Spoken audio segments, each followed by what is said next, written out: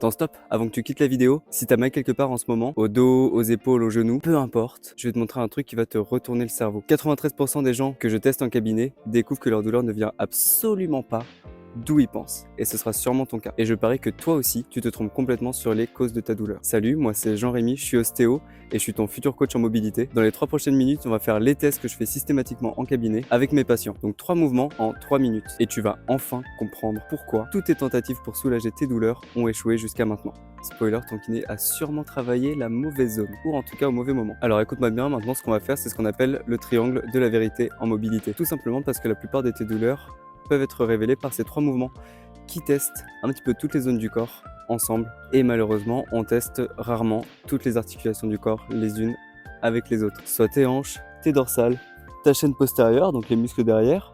Et ces zones-là, si elles manquent de mobilité, elles peuvent devenir le trio infernal des compensations pendant tes efforts. Si t'es prêt, mets-toi debout et pas d'excuses, en pyjama, en caleçon, ça marche, peu importe ta tenue. Test numéro 1, c'est tout simplement le squat. Tu viens mettre les pieds parallèle à la largeur des épaules, j'insiste sur le parallèle, et tu viens descendre lentement et tu analyses complètement ton mouvement. Hop, on considère que le test est validé si tu arrives à casser la parallèle. Et tu peux remonter. Tu peux faire ce test 3 fois.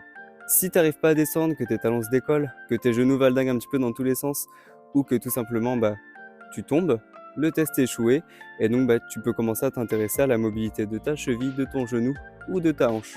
Pour te donner un petit exemple, si tu manques de flexion de cheville, tu ne pourras pas ramener tes genoux ici. Du coup, tu vas venir descendre comme ça. Donc tu vas être hyper en avant, tu vas avoir le dos tout courbé et tu vas tomber. Donc c'est bien, tu arrives à aller presque ici, mais ça demande à ton corps beaucoup plus d'efforts. Autre chose, si en descendant ou en montant, tu as un genou qui rentre vers l'intérieur, ça peut être un signe de compensation. C'est que ton corps essaie de trouver d'autres stratégies de mobilité pour arriver à ses fins. Sauf que tes articulations, ton cerveau et ton corps, ils aimeraient bien pouvoir bouger dans toute l'amplitude qu'ils pourraient avoir. Ils aimeraient beaucoup pouvoir faire un squat comme ça. Et si tu as un genou qui rentre, il faut que tu t'intéresses à la mobilité de ton genou et de ta hanche. Bref, tout ça à terme, ça peut te provoquer des douleurs, mais pas forcément aux hanches, tu vois. Ça peut te provoquer des douleurs au niveau du dos, au niveau des chevilles. Tu vois, en fait, l'endroit où tu as mal, finalement, c'est juste un endroit qui a besoin de forcer un peu plus à cause d'un manque de mobilité. Plot twist, avec tout ça, tes douleurs lombaires, ça peut juste être tes hanches qui gueulent depuis trop longtemps. Test numéro 2, ce sera les rotations dorsales. Tu mets les bras tendus devant toi, les paumes jointes, et tu vas tourner tout ton haut du corps le plus loin possible sans bouger ton bassin. Une fois que tu es au maximum, que tu peux plus aller, tu marques mentalement jusqu'à où tu peux aller, et tu vas chercher la même chose de l'autre côté. Pareil, tu vas au maximum.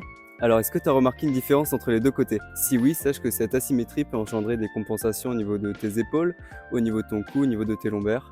En gros, cette zone, c'est un petit peu le carrefour de ton corps. Si elle est bloquée, tout le reste compense. Donc, comme je t'ai dit, les épaules, les lombaires, le cou. Bref, en mobilité, tout est lié. Et le dernier test, qui est un des tests les plus révélateurs sur les tensions que tu peux ressentir au quotidien, surtout le matin. Tu te mets allongé sur le dos, tu ramènes les 2 pointes de pied vers toi. Tu tends les jambes le plus fort possible et tu viens lever le plus haut possible, le plus haut possible.